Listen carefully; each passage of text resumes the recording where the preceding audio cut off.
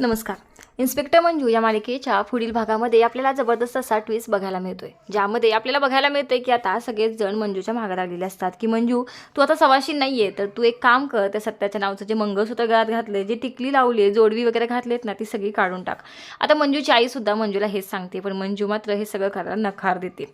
आपल्याला या व्हिडिओमध्ये बघायला मिळणार आहे की मंजू म्हणते नाही, सत्याचं आणि माझं प्रेम होतं आणि मी सत्याने माझ्या गळ्यात घातलेलं मंगळसूत्र असो किंवा कपाळावरती लावलेली टिकली असो, कुंकू असो, मी काहीही काढणार नाही आहे. कारण मला खात्री आहे माझा सत्या जिवंत आहे. आता मंजूला तर सगळं माहिती आहे, सत्या जिवंत आहे. मग सत्याच्या नावाचं मंगळसूत्र मंजू काढणार कशी, पण आता सर्वांना सांगायचं कसं, हा प्रश्न तिच्यासमोर पडलेला असतो. त्याच वेळेस आता मंजू सत्याला म्हणते की सत्या, मला एक गोष्ट सांग, मी काय करू. अरे सत्या म्हणतो ठीक आहे, थांब थोडंसं, आपण बघूयात काहीतरी. मंजू म्हणते नाही, मी घरातल्या सर्वांना सांगणार आहे की काही झालं तरीसुद्धा तू घरातल्यांना काही करून काय करावं ते मला सांग. आता यामध्ये आपल्याला बघायला मिळणार आहे की मंजू सत्याला म्हणते मी मंगळसूत्र काढणार नाही. सत्या म्हणतो ठीक आहे, नको काढू. आता मंजू सर्वांना खडसावून सांगते की मी काय करायचं आणि काय नाही हे मला तुम्ही सांगू नका, कारण सत्या माझा नवरा होता, माझा नवरा गेल्याचं दुःख मला झालं, मग तुम्ही मला का सांगताय. मला जसं जगायचं तसं जगू द्यात ना. आतापर्यंत प्रत्येक वेळेस ह्याच गोष्टी घडत आल्यात. नवरा मेल्यानंतर बायकोने पांढरी साडी घालायची, मंगळसूत्र काढायचं, बांगड्या उतरवायच्या, ह्याच सगळ्या गोष्टी सगळेजण करत आलेत, पण मी ही गोष्ट करणार नाही आहे. ज्या परंपरा चालत आल्यात त्याच्या मागे काहीतरी कारणं होती, आणि आता मी या जगातली आधुनिक जगातली मुलगी आहे, तर मी असं काही करणार नाही आहे. असं म्हणून मंजू खडसावून सगळं सांगून देते की काहीही झालं तरीसुद्धा मी सत्याच्या नावचं मंगळसूत्र काढणार नाही. आता मंजूचा हा ठामपणा बघून सर्वांना धक्का बसतो, पण सर्वांनाही वाटतं की बरोबर आहे, मंजू खूप तरुण आहे, पोलीस आहे, तडफदार आहे, तर मग तिला जसं वागायचं तसं वागू देत ना. तसंही काय फरक पडतो, मंगळसूत्र घातलं काय आणि नाही घातलं काय. तिचा नवरा, तिचा सत्या तर तिला सोडून गेलायच ना, त्या दुःखात ती वेगळी जरा पडलेली आहे, तिचे विचार वेगळे आहेत आणि त्याचमुळे जाऊ देत, तिला जसं वागायचं आहे तसं वागू द्या, असं आता घरातले सगळेजण ठरवतात. आणि त्याचमुळे मंजूने मंगळसूत्र काढायला दिलेला नकार असो, ह्या गोष्टीला सर्वांनी मान्यता दिलेली आपल्याला बघायला मिळते. त्यानंतर आपल्याला बघायला मिळतं की आता मंजू आणि सत्या दोघंही मिळून ठरवतात की बस झालं, आता त्या माणसाचा जो फोन आला होता त्या माणसाला रंगेहात पकडायचं आहे. आता आर्यनला पकडण्यासाठी हे दोघंही सज्ज झालेले आहेत. मंजू सत्याला म्हणते की सत्या, तुला काय वाटतं नक्की तो फोन कोणाचा होता.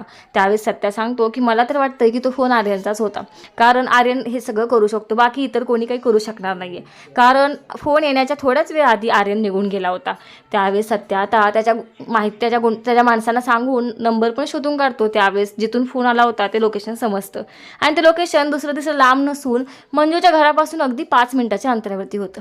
त्यावेळेस मंजूला आणि सत्याला समजून जातं की तो आर्यनच होता, कारण घरातून निघाल्यानंतर 5 मिनिटानंतरच फोन आला होता आणि 5 मिनिटाच्या अंतरावर येऊन लोकेशन पण ट्रेस झाले. आता सत्या आणि मंजूला आर्यनचा खरा चेहरा समजलेला असतो. आता वेळ आलेली असते ती म्हणजे आर्यनला पुराव्यानिशी पकडण्याची, कारण असंच जर का आर्यनकडे गेलं तर आर्यनचे हात खूप उंचापर्यंत पोचलेले आहेत. त्यामुळे आर्यन नक्कीच असं काहीतरी करणार की त्यातून आर्यन दाखवून देईल की नाही, मी काहीच केलं नाही आहे, उगीचच मला अडकवण्याचा प्रयत्न होतोय. आणि म्हणून आता आर्यन म्हणून सत्या आणि मंजू ठरवतात की आर्यनला रंगेहात पकडायचं. ज्या दिवशी आर्यन असं काहीतरी करेल त्या दिवशी आपण त्याला पुराव्यानुशी पकडायचं, म्हणजे तो काहीच करू शकत नाही. आता सत्या आणि मंजूने हा जो प्लॅन केलेला असतो त्यामध्ये आर्यनला कसं अडकवायचं हे त्यांच्या डोक्यात सुरू असतं, कारण आर्यनला 1% चान्स द्यायचा नाही आहे सुटण्याचा, हे सर्वांनी ठरवलेलं आहे. इकडं आता सत्याने सुर्व्यांच्या घरी एंट्री करायचा प्लॅन केलेला असतो. तो मंजूला सांगतो की काही झालं तरी मी आता सुर्व्यांच्या घरी परत जाणार आहे, कारण मला घरातून आतून हालचाली करायच्या आहेत, मला आतून बघायचं आहे कोण कसं आहे, काय आहे, कोणाचं वागण्यात काय बदल झाला आहे, म्हणजे अजून कोणावरती डाऊट असेल तर तोही माझा पूर्ण ती शंका निरसून जाईल, असं सत्याने ठरवलेलं असतं. मंजू पण आता सत्याला होकार देते, कारण मंजूने सुद्धा ठरवलं आहे की लवकरात लवकर सत्याचा जो अपघात घडून आणला होता ते प्रकरण लवकरात लवकर संपवायचं, म्हणजे जेणेकरून असं करता येईल की हे प्रकरण संपलं की खरा गुन्हेगार जेलच्या आतमध्ये जाईल आणि सत्या निर्दोष आहे हे देखील समजेल. दुसरी गोष्ट, सत्याचा जीवसुद्धा धोक्यात पडणार नाही. आता काही झालं तरी एवढंच ठरवलं आहे मंजूने की लवकरात लवकर सत्याच्या गुन्हेगाराला शोधून काढायचं आणि त्याला सगळ्या साताऱ्याच्या जनतेच्या समोर आणायचं, म्हणजे लोकांचे एकदा समोर तो आला की संपलं, लोक काही करू शकत नाहीत. सगळ्या लोकांना समजून जाईल की सत्याच्या जीवावरती कोण उठलं होतं, मग काय शिक्षा द्यायची ते लोकच देऊन देतील, असं सगळं काही मंजूने ठरवलेलं असतं. आता मंजू आणि सत्याने तर अनेक प्लॅन केलेले आहेत, पण त्या प्लॅनपैकी आता कुठला प्लॅन नक्की सक्सेसफुल होणार, कुठला प्लॅन सक्सेसफुल झाल्यानंतर मंजू आणि सत्या आर्यनला त्यांच्या जाळ्यात अडकवणार हे मात्र खूप मजेशीर बघायला मिळणार आहे. अशाच अपडेटसाठी आपल्या चॅनलला आजच सबस्क्राईब करा आणि बघायला विसरू नका इन्स्पेक्टर मंजू. शेवटपर्यंत हा व्हिडिओ पाहिल्याबद्दल थँक्यू.